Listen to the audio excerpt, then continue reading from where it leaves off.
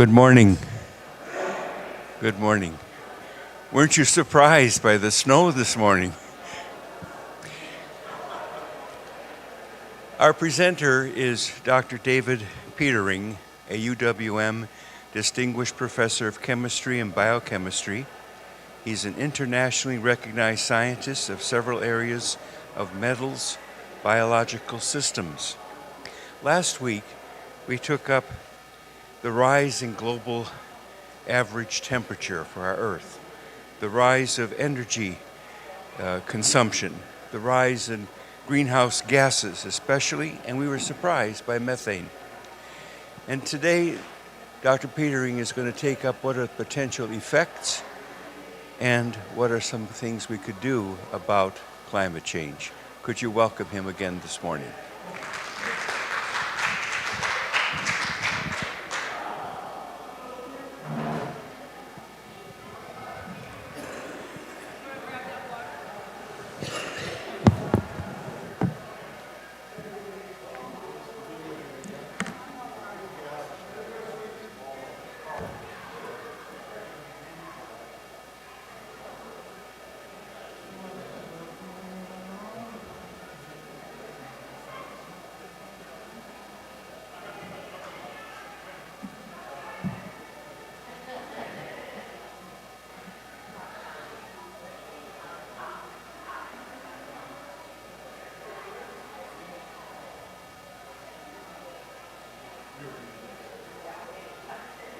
There it goes. How's this? How's this? Okay. Okay. Okay. Yep. Got it. Got it. Got it. Got it. All right. Okay, good to be with you again. There are handouts for the slides that I'm going to be using today. I'm just going to review just very briefly what we talked about last time. So remember, here's the issue, that global average surface temperature has been going up inexorably, and actually it seems like it's starting to even go at a faster rate since about the 1960s. And what we talked about last time was that this is being driven by an increase in the carbon dioxide concentration of the atmosphere that is basically increasing because of our increasing use of fossil fuels to drive our economy and drive the global economy. And so carbon dioxide concentration completely follows temperature, or temperature follows carbon dioxide concentration, if you will. Now, the very important thing that sometimes people aren't aware of about this is that not only is there carbon dioxide as a greenhouse gas, but there's another very important greenhouse gas, methane, a third one which we did not talk about, which is also important, although not quite at the same scale, if you will, nitrous oxide. But with respect to carbon dioxide, the big thing is that for any amount of carbon dioxide in the atmosphere, if we were to magically stop putting any more carbon dioxide into the atmosphere, that concentration would remain for centuries before you would see much of a decrease, because the turnover of carbon dioxide is very slow on a geological timescale almost. Okay, so we're on a one-way track, if you will. What we've done can't be changed. The weather is not going to get any better, if you will. The climate is not going to become more stable again. But the point is that the more carbon dioxide we put into the atmosphere, the increasing damage we're doing to our planet and its capacity to serve as a home for living things. So, so as a consequence, this international panel called the United Nations International Intergovernmental Panel on Climate Change puts out suggestions about what's going to happen on the basis of the way we do our future. Are we actually going to address this problem and get to net zero, get to net zero carbon emissions and limit our total warming to 1.5 degrees Celsius? That was the goal. Problem is we're already at 1.5 degrees Celsius. All right, so, I mean, this is a really serious problem, and this particular slide was meant to show that as the temperature, average temperature goes up, so of course does the damage to the environment. Okay, and at 1.5 degrees, we're still in this sort of moderate damage situation, but as we go higher in temperature, we're going to get into this area, which is calamitous, really, for our planet. So that's the issue, if you will. Now, I wanted to spend a little more time on more discrete issues with respect to the climate, just to give you a sense of what we're talking about. This really is a global issue that's taking place. I'm going to focus on, I call it the cryosphere. We're talking about the parts of the planet that are basically ice covered and so forth. And we're going to start out talking about the Arctic. And I chose this basically because the Arctic has been warming about 4 times as fast as the rest of the planet. Okay, so what's happening here is that we're looking at 2 scenarios, if you will, 1.5 degrees Celsius and 2.7. Basically, the ice, which normally covers the Arctic Ocean, if you will, has been receding, so the amount of summer ice is smaller, and if we go to 2.7 degrees Celsius, there won't be any summer ice. Well, does that have consequences? It surely does. One of them has to do with the loss of, in the terrestrial part of the Arctic, the permafrost. We'll talk about that in a minute. And the other one I want to talk about is something that's in the news a lot, but not for this reason, and that's Greenland. Okay, so Greenland is covered with ice, and that ice is going to be melting. All right, so that's where we're headed. And if you take a look at what's happened since, say, 1980 to 2020, the amount of ice that is covering the Arctic Ocean is just continuing to decline, if you will. And you can see that down here, a comparison from a sort of a satellite picture of this. And the reason for this basically is that as the sun is coming in, normally if you've got ice, that sunlight is simply reflected. But to the extent that you've got open water, that sunlight is absorbed and is converted into heat. So you have kind of this self-reinforcing cycle that's going on that you can see here. So you are seeing that the amount of ice cover on the ocean is declining, meaning the amount of open ocean is increasing. More heat is being absorbed. You can see that here in the ocean temperature. The ocean temperature is going up. The oceans are a great reservoir for heat, but of course they're in contact with the atmosphere, so they're contributing heat back into the atmosphere. Heat in the atmosphere is itself then contributing to the decline of ice on the Arctic, if you will. So you've got this self-reinforcing cycle that's taking place, and the results of this are, number one, that the so-called permafrost is starting to melt. Okay, so this area up in the Arctic that we see around the Arctic Ocean, if you will, has been permanently frozen, if you will.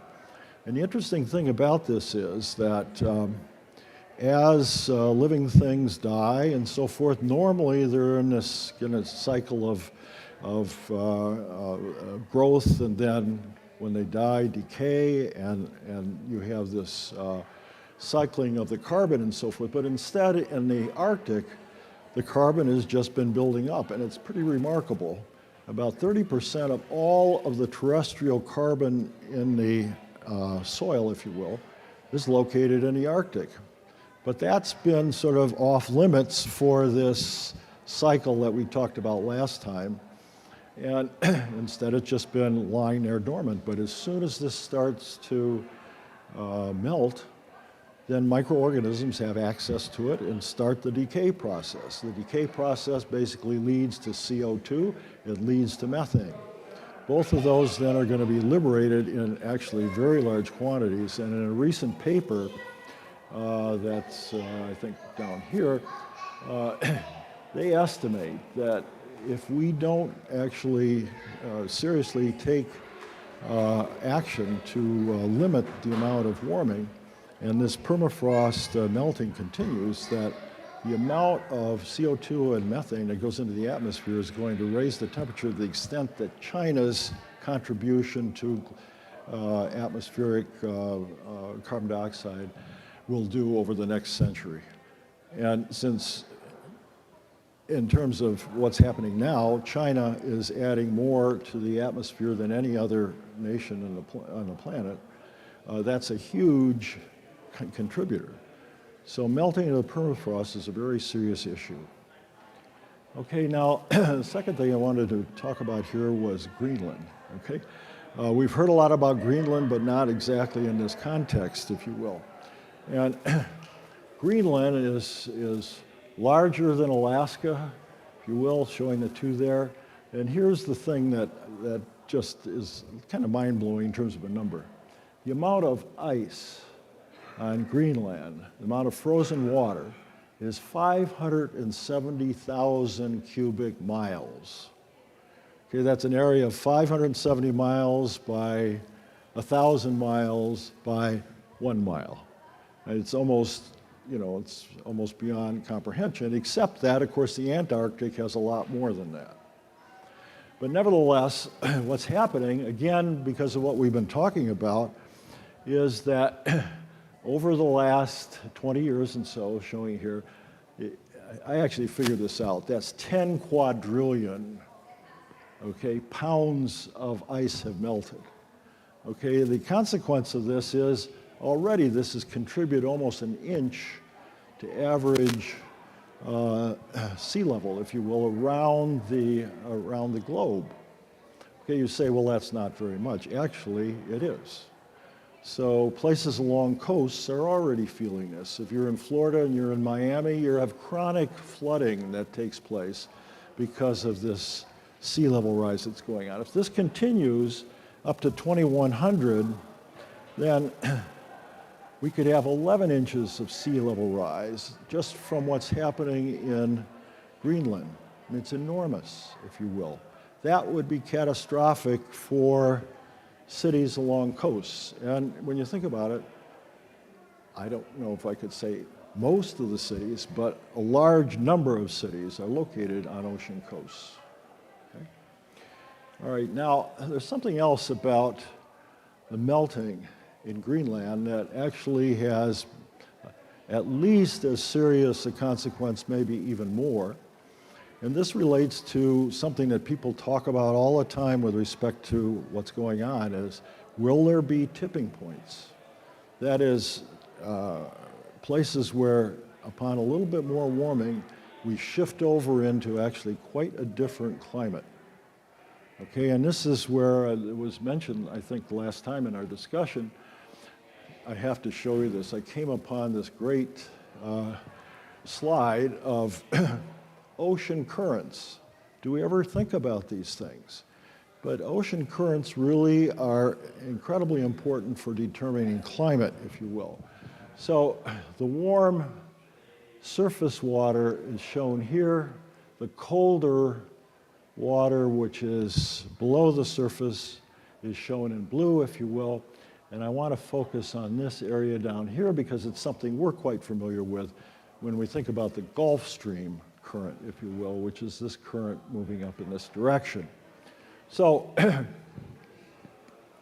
we focus in here, what happens with the warm surface water, Gulf Stream water, as it heads north into this colder area is it gives up heat. And in the process becomes more dense, going from warm to cold.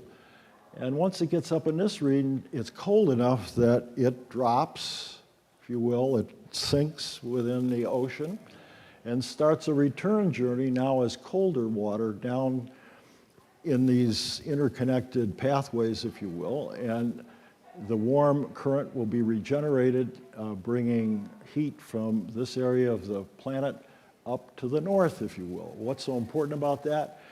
Without the Gulf Stream, Europe would be about 20 degrees Fahrenheit colder. It would be so cold that it could not really feed itself, if you will. Agriculture would not be much of a success at all. So this is a real question. Now, what's happening is that because of all of this melting of fresh water, the warm water, which is becoming more dense as it leaves off of its heat and so on, is being diluted. So it's not becoming more dense. And already there's evidence that this pathway that I'm showing to you here is slowing. If it comes to a halt, that's when we have this problem with Europe not being able to get the heat that it needs from the Gulf Stream in order to be successful. Do we ever think of that? Does Europe ever think about it? They probably are, actually, because they're a little bit further ahead than we are. The other thing that would happen, though, if this whole thing stopped is the areas where the Gulf Stream is gaining its heat from, which is down in the midsection of the planet, would become even hotter. So, I mean, this is all interconnected, if you will. This is a planetary system that we are in the process of just disconnecting. Okay, now, I wanted to just go to something else that now relates to this whole issue of the melting of ice. So the Tibetan, this is a long way from where we were, but the Tibetan plateau showing up in this region is sometimes called the third pole. It has an enormous amount of ice, glacial ice, that's present there. Now that glacial ice actually is the source of water that provides for all of these major Asian rivers. Now, what do those rivers do? Well, they not only go to the ocean, okay, they're supplying fresh water for a huge Asian population. Okay, and there's a lot of concern that even by the time we get to 2050, a lot of those glaciers will have melted, and there will be a shortage of water for all of these countries that we're talking about that go all the way from China and India all the way to these that we see down here, Cambodia, Laos, and Thailand, okay? Enormous issue. Now you start thinking about this. Glaciers, they supply water. Is that really important? Sure. The Alps supply a lot of the fresh water for Europe. So what happens to the Rhine and the Danube rivers without the glacial ice from the Alps? Same issue as in Asia. What about the Amazon basin and the Andes glaciers? Again, the same issue. Well, we might as well include it. Rocky Mountains supply the water for the Colorado River. Colorado River is chronically short of what everybody thinks they need for water in the western United States. So this is just an enormous problem that we're talking about here. So just to kind of conclude this in terms of what's going on here, I have a quote that it just comes back to me over and over again, so I'm going to share it with you. And this is from a book by Loren Eiseley. Some of you may know him as just a wonderful nature writer, in a book called The Firmament of Time. And it's in the last chapter called How Natural is Natural. It is with the coming of modern man that a vast hole seems to open in nature. A vast black whirlpool spinning faster and faster, consuming flesh, stone, soil, minerals, sucking down the lightning, wrenching power from the atom, until the ancient sounds of nature are drowned in the cacophony of something which is no longer nature.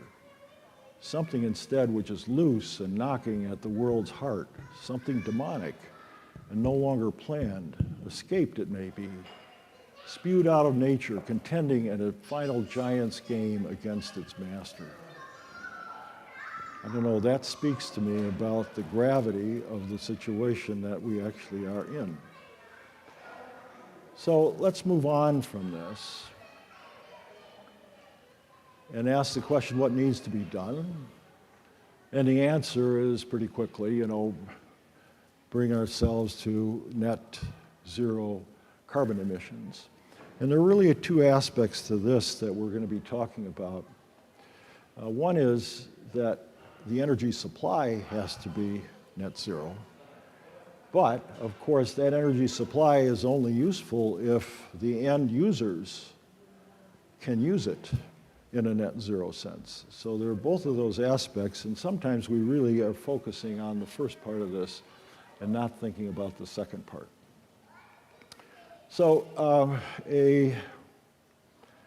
one of the sort of heroes of the environmental movement, you may not have heard his name, but he's a very important person in thinking from a historical standpoint, James Gustav Speth.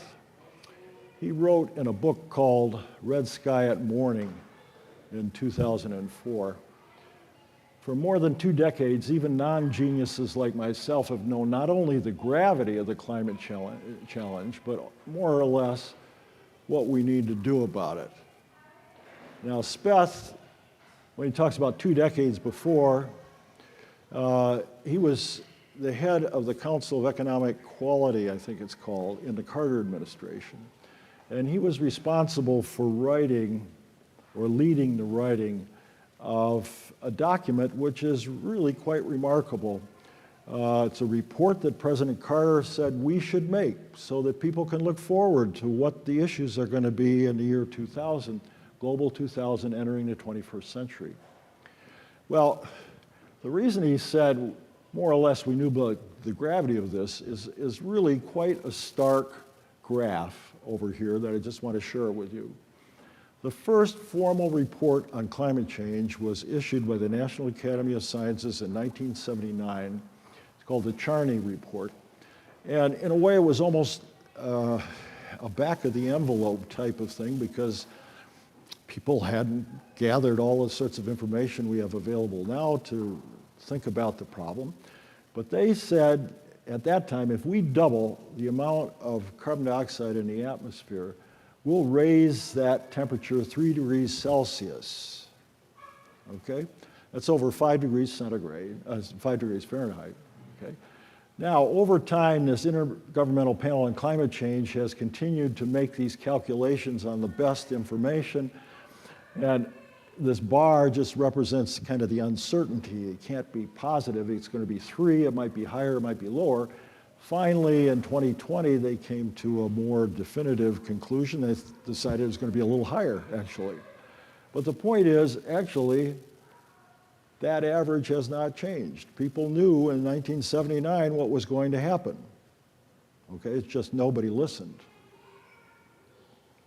Okay, so basically what he's saying is we've got to move quickly to carbon-free renewable energy. So let's talk about this. All right, so you're probably quite familiar with what we're talking about in terms of renewable energy sources. We're either talking about wind energy, which is harnessed using wind turbines, the modern version of windmills that you see down here. And the other would be solar panels, which gather light energy and convert it into electricity directly, if you will. So these are so-called renewable. They come from the sun, so this is effectively an inexhaustible source. They directly convert the energy source, the wind or the light, into electricity. The one disadvantage of wind and sun is that they're variable, okay? Of course, there's the light and dark cycle that limits solar energy, if you will, from solar panels. But the wind is variable as well. Some days it's more gusty than other days and so forth. So in conjunction with this type of energy, you need some way to store energy that then can be used when you're not getting that energy from your primary sources. All right? So we're going to talk about both of those things. And I want to get at this actually by going back and talking about fossil fuel and nuclear power, both of which I describe as old technology. Well, they're old because effectively the way we garner energy, either through fossil fuel power plants or nuclear power plants or whatever, is the same way that we've been garnering energy since the start of the Industrial Revolution, essentially using what people call heat engines. So in a heat engine, you've got to have a source of heat, and that heat then is used by the machine to do work. Okay, we'll see an example of this in a minute. But not all of that heat can be converted to work. A friend of mine taught, of course, at the University of Michigan on these sorts of topics and everything, and students used to get very upset. Why can't it be 100% efficient? Well, the physics say that you can only get a certain amount of energy out of a heat engine. You have to take some of that heat and move it to what we call a cold reservoir. Okay, you just move it to something that's colder. That's really what drives the whole process. So anyway, here's the picture. And this is something that we're talking about how we make electricity. And we're starting out with heat from combustion of coal, gas, oil, or from nuclear fission. All right, so we're going to take water, we're going to heat it up, convert it to steam. So that's your hot reservoir coming into your machine, making steam. You push the steam over to turn a turbine. That turbine then is connected to a generator, which, as that turbine turns, is going to convert that mechanical energy into electrical energy, and out it goes into the receiver, the home, the business, whatever, okay? So what happens here, though, as this goes through, it's got to go, some of it has got to go to the cold reservoir. Well, you can see why that's true here. So if this has to be converted back into liquid water, and so there has to be an external source here, that's the cold reservoir, which is always pulling out heat from this, converting it into liquid. Now we heat it up and push it out as steam and get the process going in a continuous fashion. Okay? I hope that makes sense to you. Well, all right, the features of this is, first of all, it's complicated. It also has a lot of upkeep associated with it.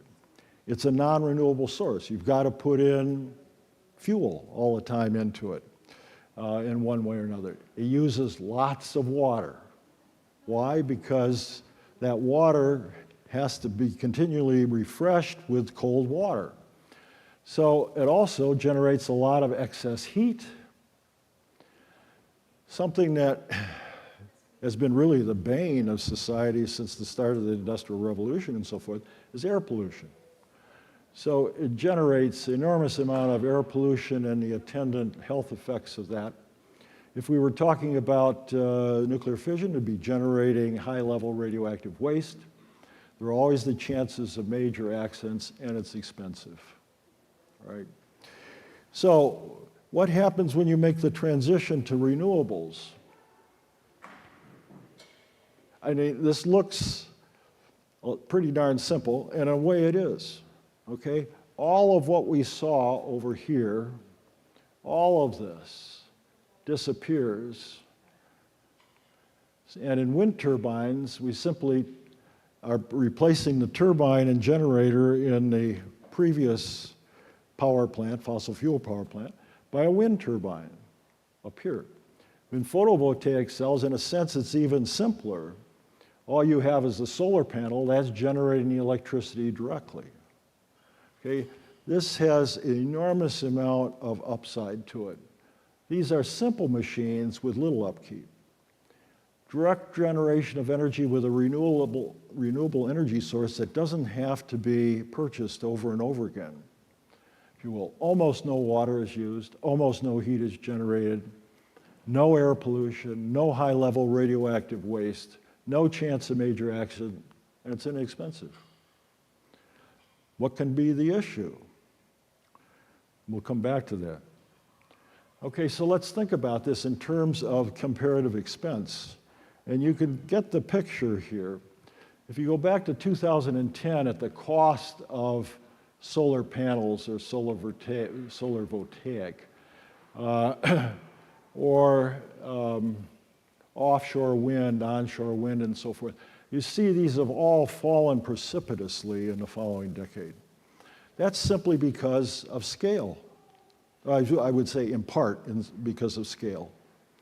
All right, they now become commercially viable. But the other part of this is that scientists now can get grants, or at least they could get grants. You can get grants to study how to make more efficient solar panels. Okay, and that's going on. And so the efficiency of solar panels is getting better and better and better. Okay, that's just a function of the fact that we have really good scientists in this country and in other countries working on these problems, and a lot of people doing this. All right, so this is all important to recognize. This has become quite inexpensive relative to, this is the range for fossil fuel power, if you will. If you're thinking about standard nuclear plants, that's way up here. They're much more expensive than any of the rest of these alternatives. All right, so I just wanted to mention briefly, because you keep seeing people come back here, by golly, we're going to make nuclear part of this process if we have to, if we have to push it through the whole system, whether or not it makes sense or not. So these little small modular nuclear reactors, here's the cost for these per kilowatt hour. And now this is what the cost is, and the projected cost is for these renewable sources. Again, the renewable sources are they're much less expensive, and they get rid of the old technology and the problems of the old technology, which in the case of nuclear is heat, water, and really disposal of nuclear waste. Now let's talk about the other issue. The other issue is storage. Okay, there's a huge developing industry of thinking about hydrogen as a mobile storage source. Okay, so how do you make hydrogen? Well, you take water, you probably all did this in high school chemistry. You take water and carry out electrolysis of water, and you generate hydrogen in one of these test tubes and oxygen in the other one, if you will. Well, you can do this on a large scale, if you will, and pretty soon you've got a source of energy that then can be used by simply reacting again with oxygen to generate water and do work. Now, in this case, this is work through effectively a heat engine. But it's the way that we can smooth out the amount of energy that's available through the grid by having a storage form that is totally carbon-free, if you will. And furthermore, have it be mobile so they can be used in vehicles, which is a very important aspect to all of this that has to be solved. All right, so the other thing that comes into play with respect to hydrogen, and this, we don't really know at the present time whether this is going to be as significant as it might be, but it turns out that the Earth is generating hydrogen, and maybe lots of it, just naturally. So it may be that there is virtually an unlimited source of hydrogen that we can tap that is not related to first having to get that solar energy, convert it to electricity, and then use that to electrolyze water. So there are a lot of hopeful options. This country does not do much with respect to hydrogen, but I'll tell you what, other countries are. Germany has a functioning railroad that uses hydrogen as the source to run the passenger rail back and forth. All right, so let's go to the other side of this. The other side of the buildings and so forth that have to use this.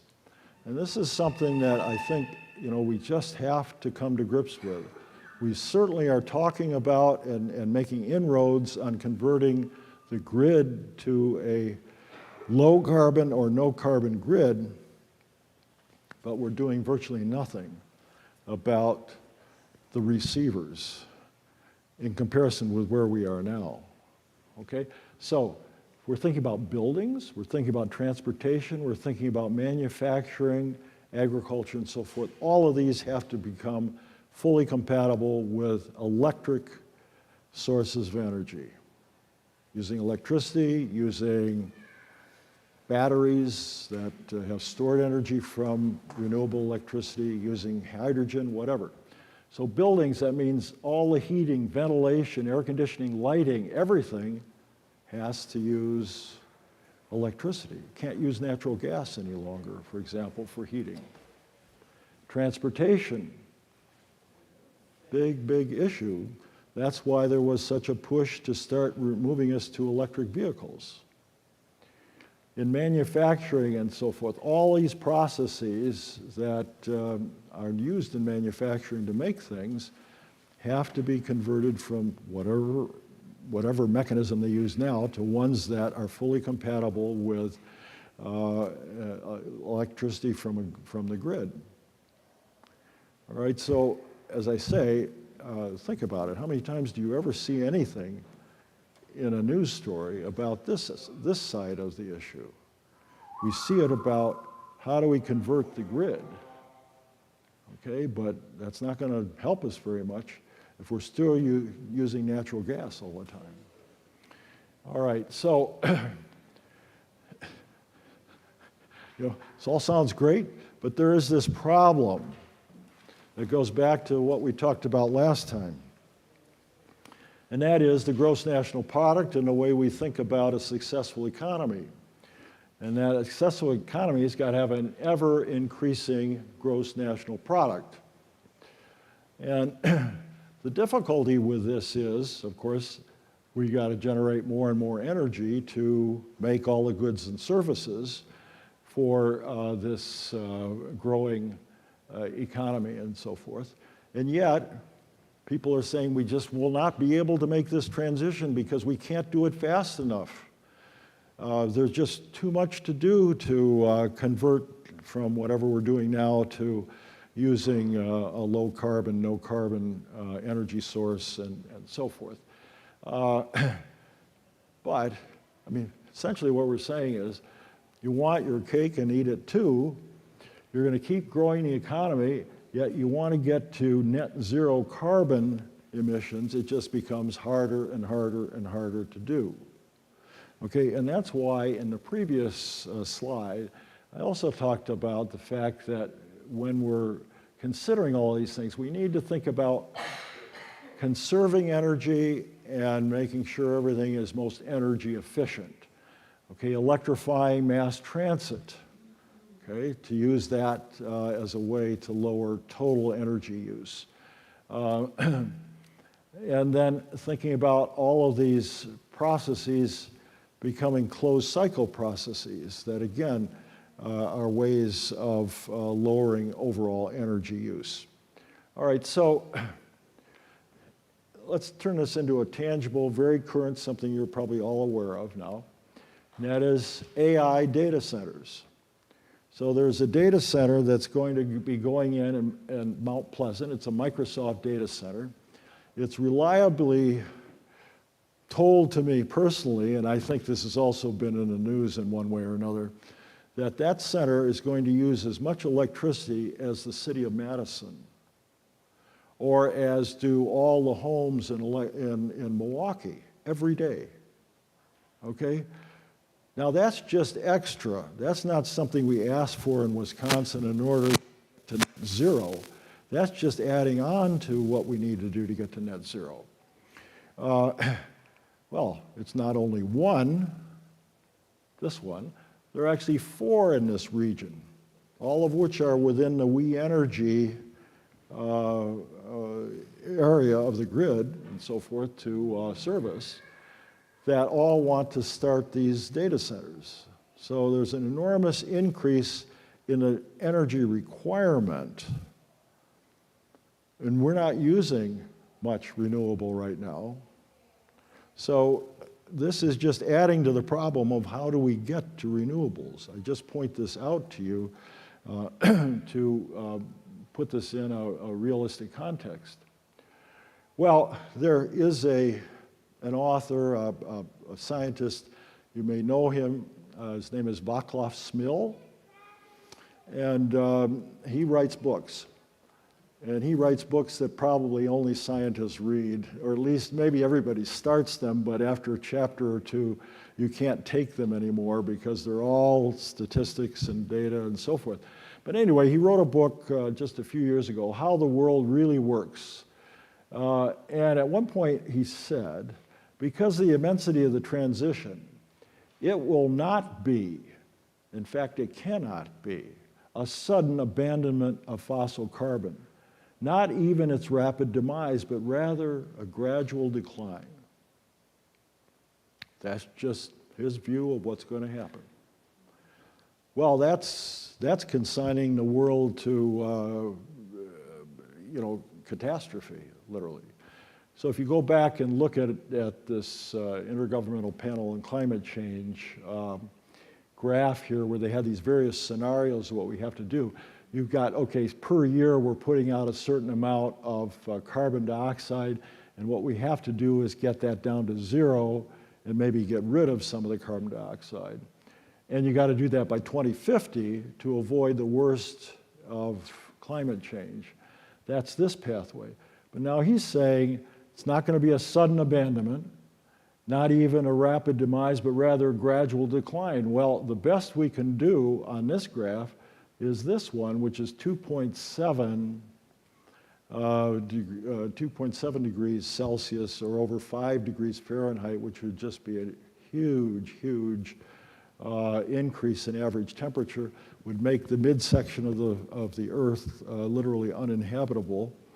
But I'm not even sure that he's thinking about that. It may be that this is going to go on for a while and then gradually come down, or maybe it'll go up a little more before it starts to come down, and we'll be in even a higher temperature realm. So I put in my one bit of humor into this talk, but this is my favorite cartoonist, Sidney Harris, science cartoonist. So the professor is looking at one of his students as going through a proof, and at one point the student had written, "Then a miracle occurs." And the professor says, "I think you should be more explicit here in step 2. Okay. Well, if you like cartoons like this, you can Google Sidney Harris. You can find loads of them, which are very funny if you're a scientist. I don't know if they're funny to anybody else. Okay, so can we prove Vaclav-Smil wrong? Okay, so this is what we're going to talk about a little bit. And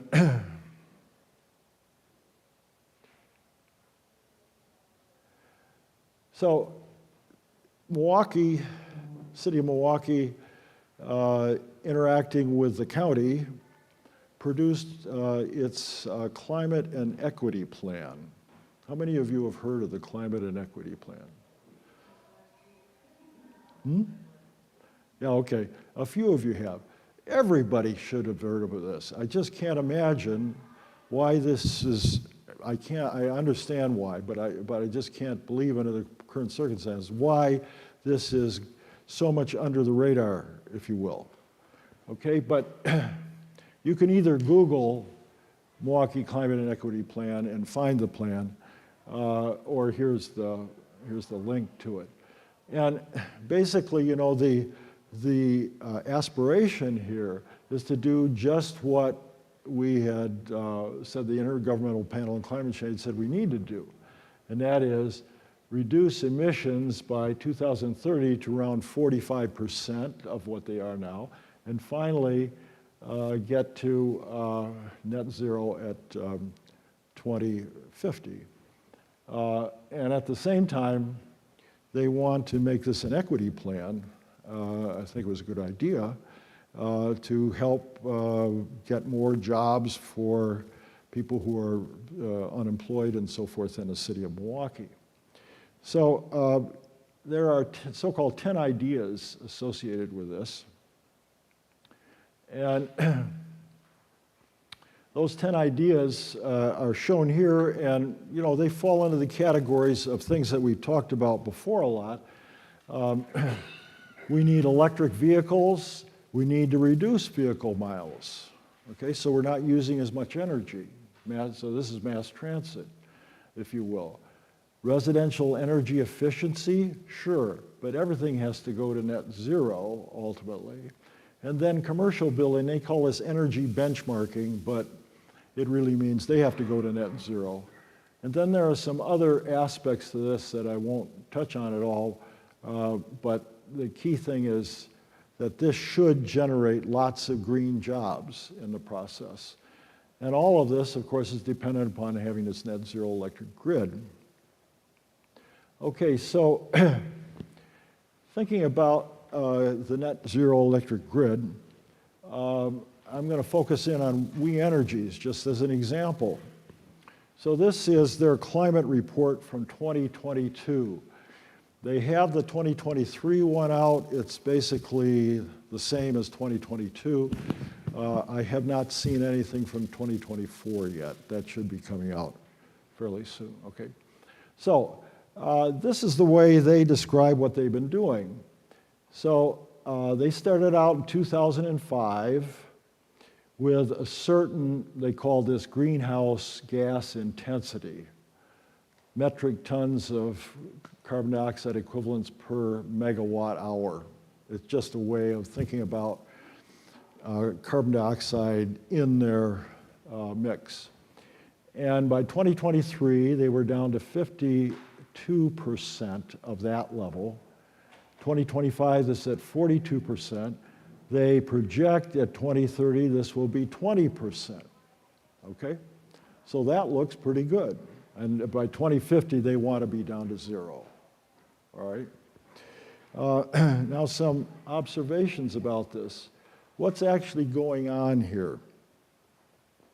Well, in 2005, basically their power plants were coal and a little bit of nuclear.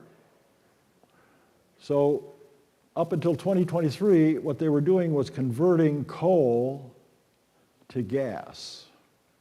What does that do for you? Well, it turns out that when you burn natural gas, you get twice as much heat per unit amount of carbon dioxide as you do with coal.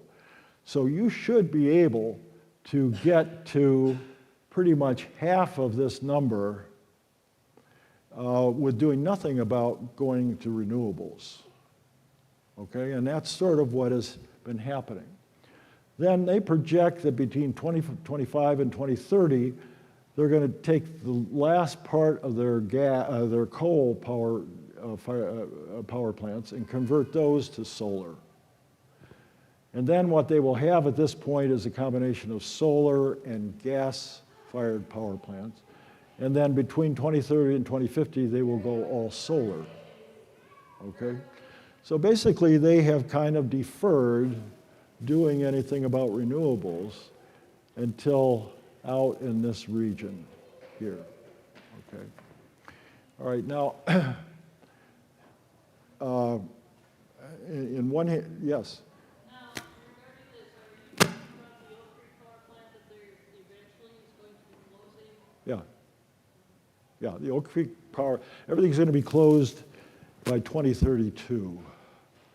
Okay, that may be closed even earlier, I'm not sure. Okay. All right, just a couple comments about this. I mean, on the one hand, I think, you know, they've got a plan, okay? It's interesting, though, between 2025 and 2030, they're going to do $28 billion in investments, but only $9 billion of those in renewables. It's unclear exactly what goes into all of these investments if you look at that, report. But it is bothersome to me that the majority, by far, of their investments are not in renewables during this time. We just can't wait around. Every bit of carbon dioxide goes in the atmosphere is just there.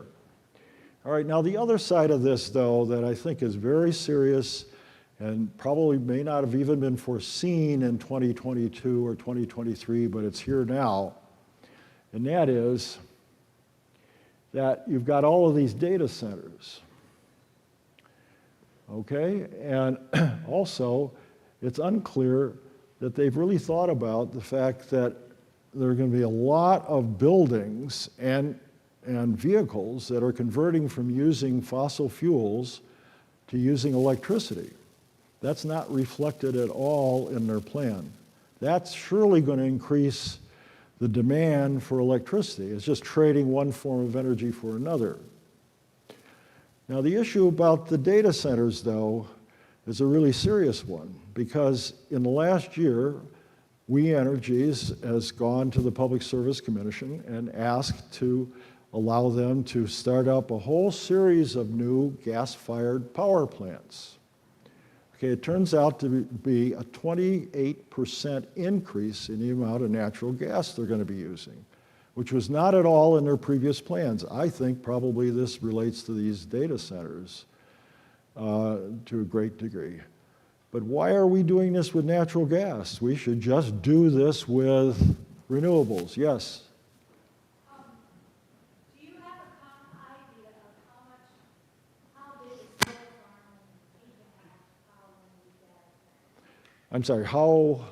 How big of a solar farm would you need to power one of these new gas? Well,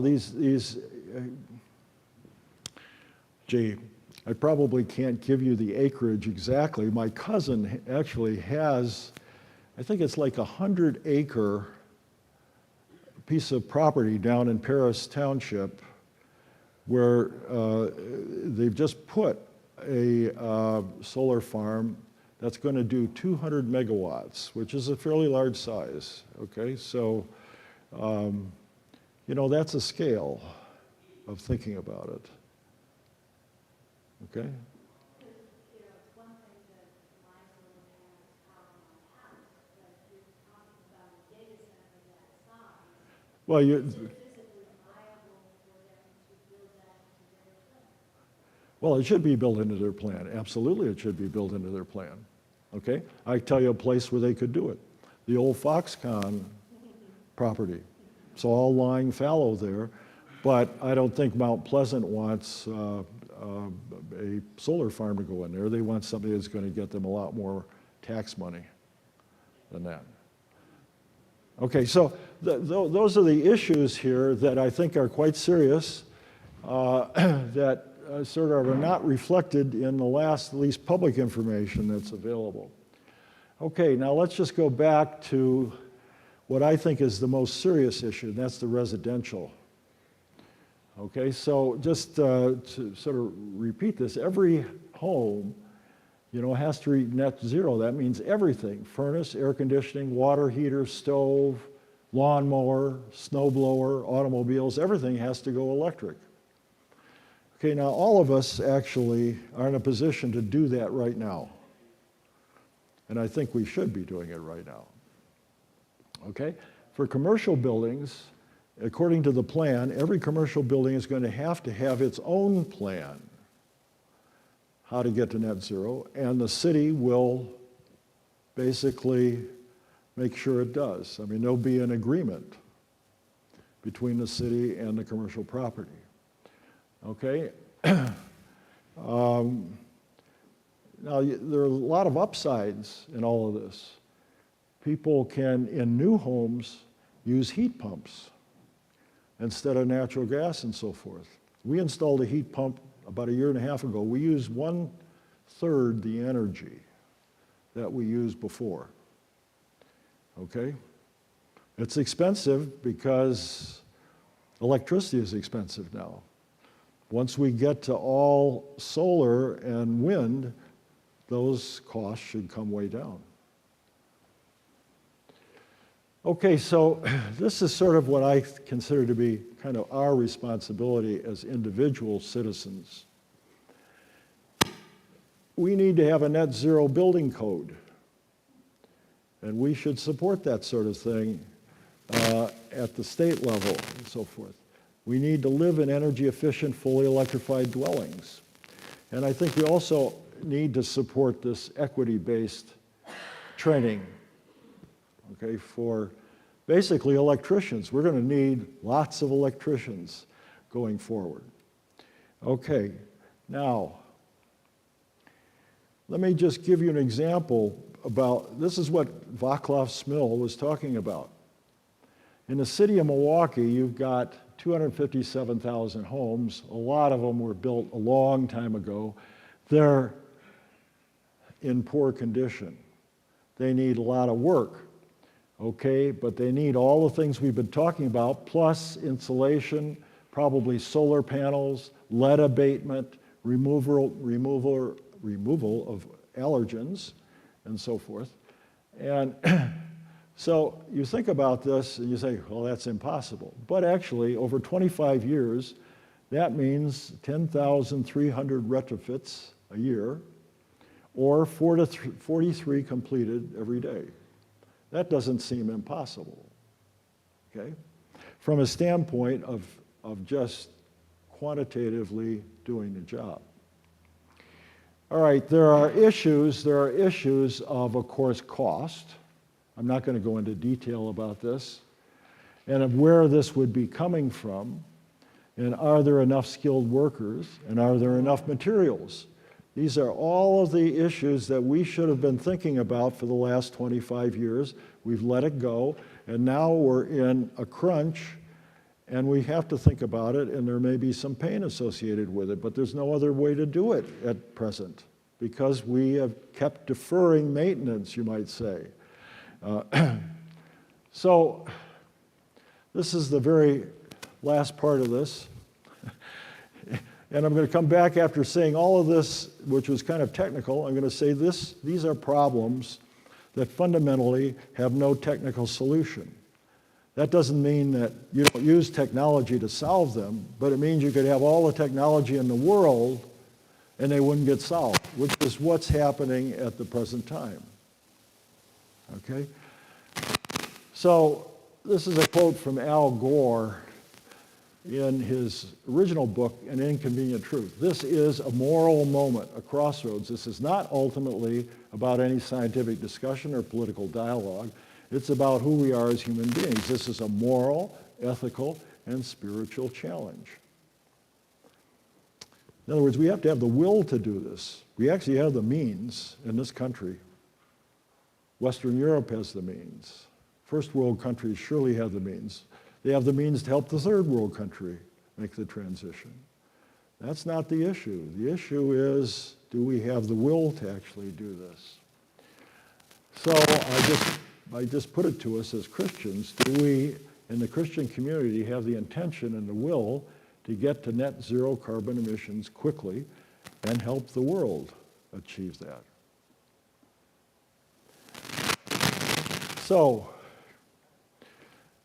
I always come back to this quote from E.O. Wilson. You may know E.O. Wilson. Some people talk about him as the father of biodiversity, the concern for biodiversity and so forth. He wrote a book called The Creation, an Appeal to Save Life on Earth. And he's talking to a pastor. He says, "We have not met, yet I feel I know you well enough to call you friend. Pastor, we need your help. The creation, living nature is in deep trouble. You may well ask at this point, why me? Because," now this is interesting, maybe you don't think so much in this way now, "because religion and science are the two most powerful forces in the world today.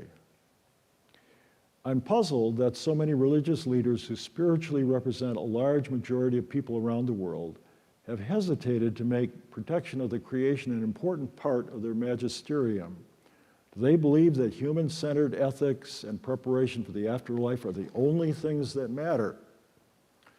Okay, and as I said last week, I'm a Lutheran, and that seems like a pretty good statement of where our focus is in the Lutheran Church.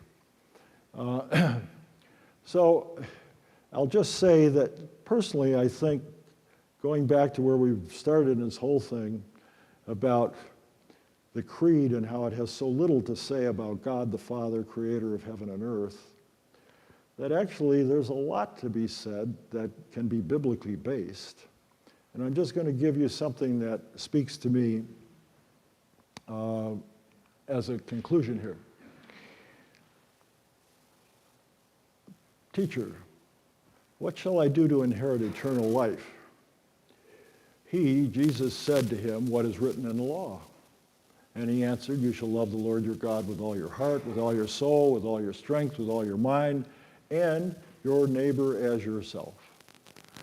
You have answered right. Do this and you will live. But He, desiring to justify himself, said to Jesus, "And who is my neighbor?"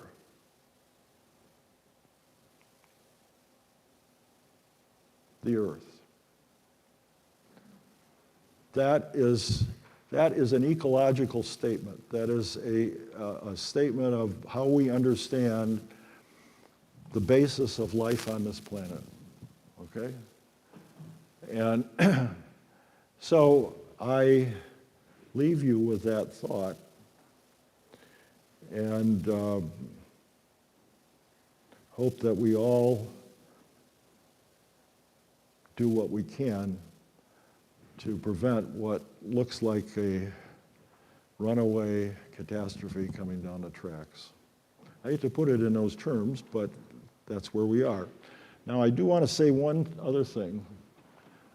I always put this at the end because I think it's just an absolutely wonderful picture. It's basically, to me, as strong a argument for what we're doing as you can imagine here. Here's John Kerry signing the Paris Climate Agreement with his granddaughter on his lap. Love your children, love your grandchildren, and love the earth. Okay? Now, I brought along something, if any of you are interested. My wife is in the League of Women Voters. I'm actually in the League of Women Voters. So they have a climate action group. If any of you are interested, you don't have to join the League of Women Voters, but if any of you are interested, you could just sign here and my wife will get in touch with you. Okay? So thank you very much. Before we take questions, I just want to be sure to say thanks to Shell, thanks to the Green Team for encouraging presentation on this topic. What an honor it is for us to have a scientist who can explain things clearly in a compelling way, an authentic way. Thank you very much. You're welcome. You. Who has the first question? Richard. Not quite sure how to explain this, but we looked at putting solar panels on our house to help with this. But with We Energies, it's very economically not in our favor. It favors them. And so another piece of all this that goes into it, I think, is the political and economic parts. Do you have any thoughts about that? I can just tell you what we did. We have solar panels on our garage, okay? And I'm not exactly sure what the situation is now in the new administration with rebates and things like this through the Inflation Reduction Act, but we put solar panels on that handle a lot of our electricity. Can't say now that we have a heat pump, they don't handle everything, but we used Arch Electric. And they did a really nice job. Were very easy to work with, and it cost us about $14,000. Okay, I mean, I just.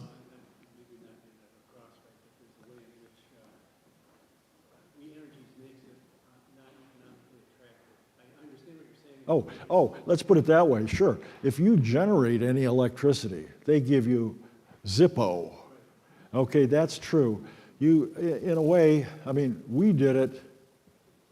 I mean, who needs to do it? You've got, you're getting your electricity, you're doing this and doing that. I mean, you're paying your monthly bill. We did it because of what I'm talking to you about. It costs some money, but honestly, for much of the year, we don't pay anything. We don't use any, now that we have a heat pump, we don't use any natural gas to speak of. So I find it satisfying that at least we're trying to do something on a personal level, okay?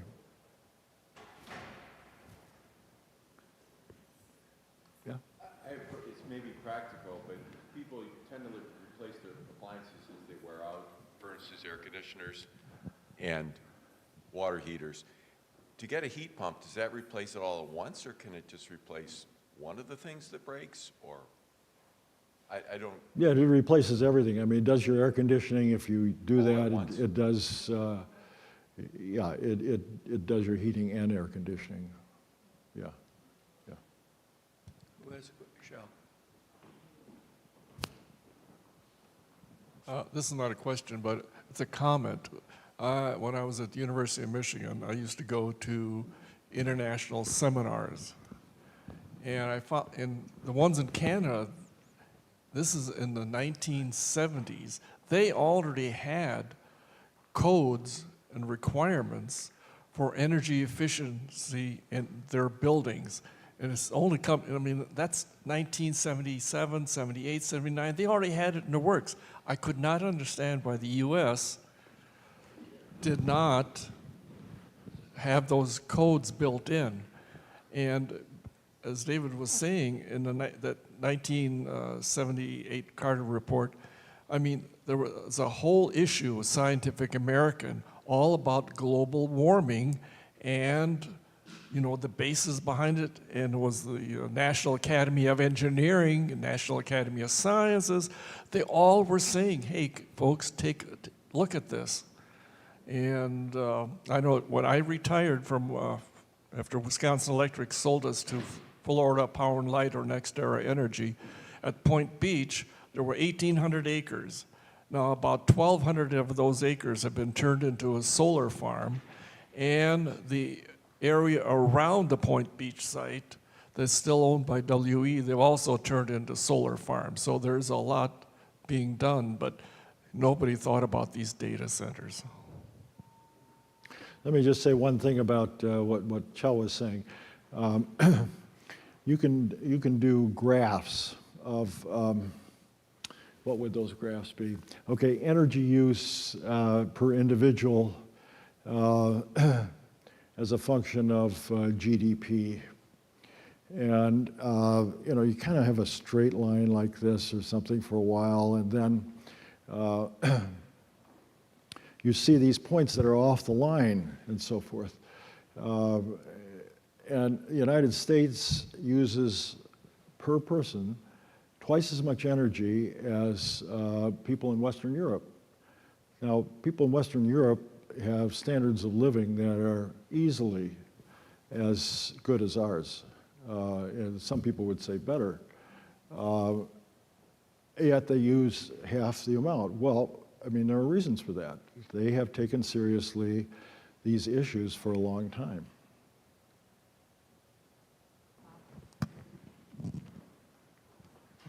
You talked about Milwaukee County and what Milwaukee County's plan is, but you didn't reference the rest of the state and even counties around Milwaukee County.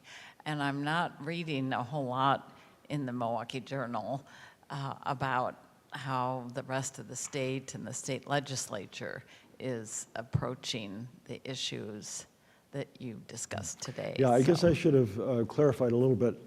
The city of Milwaukee basically has adopted this plan. The county, probably within the last 2 or 3 months, the county board has agreed to work with the city. So, I mean, it isn't quite the same thing as adopting the plan, but they're going to work together. The interesting point is that the county has all these municipalities. The League of Women Voters, through this group that I just mentioned to you, did a survey. And, you know, I think there are like 18 municipalities. And only a few of those actually are sort of actively thinking about this. So Whitefish Bay is not. Fox Point is not. How about the rest of the state? I think there are plans, like Madison has a plan. I'm not sure about other smaller places. I think there is nothing Governor Evers has put forward kind of a general climate plan, but the legislature, as long as the current distribution between Republicans and Democrats exists, I don't think you're going to see anything happen at the legislative level. I'm sure Evers would like it, but I don't think you'll see that.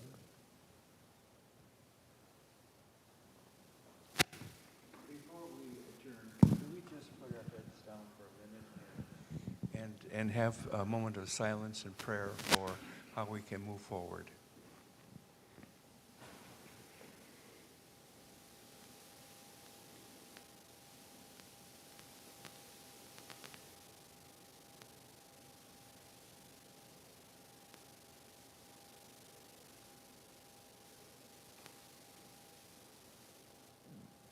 Thank you. Thank you. Thank you very much. My pleasure. Enjoyed it.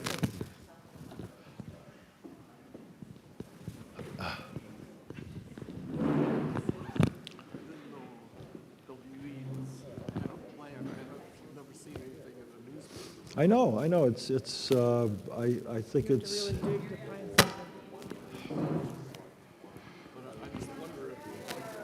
Yes. Still live in a house that had an electric bill, if it wouldn't have gone out and one of the monthly bills you get saying this is what we're doing. I guess we need to start asking. Because if customers ask, they tend to listen. Yeah, and I broached the question at St. John's.